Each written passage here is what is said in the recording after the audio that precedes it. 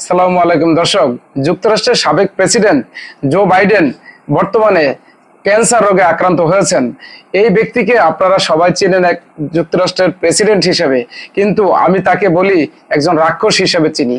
কারণ এই রক্তপিপাসু রাক্ষস যিনি ওই ইসরায়েলের প্রেসিডেন্টকে সরাসরি হুকুম দিয়েছেন গাজায় নিরীহ শিশুদের হত্যা করার জন্য, গাজাবাসীদেরকে নির্বিচারে হত্যা করার জন্য, যেখানে প্রায় 60,000 গাজাবাসী নিরীহ গাজাবাসীদেরকে হত্যা করেছে এই ইসরায়েল সরকার।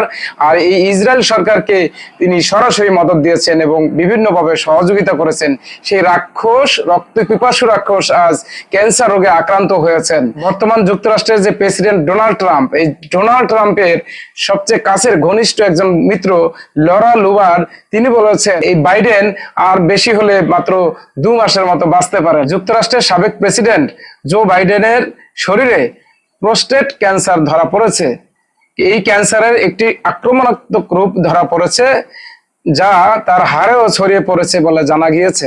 রোববার 18 মে স্থানীয় সময় তার দপ্তরে এক বিবৃতিতে এ তথ্য জানিয়ে বলা হয়েছে, পরীক্ষা নিরীক্ষার পর 82 বছর বয়সী বাইডেনের প্রোস্টেট ক্যান্সার ধরা পড়েছে। এক প্রতিবেদনে এ তথ্য জানিয়েছেন সিএনএন নিউজ। বিবৃতিতে বিস্তারিত জানিয়ে বলা হয়, গত সপ্তাহে প্রেসিডেন্ট জো বাইডেনের প্রস্রাবের সমস্যা বাড়ে, তখন পরীক্ষা নিরীক্ষায় তার প্রোস্টেট একটি নতুন গুটি ধরা পরে শুক্রবার চিকিৎসকরা নিশ্চিত করেছেন তিনি প্রোস্টেট ক্যান্সারে আক্রান্ত হয়েছেন।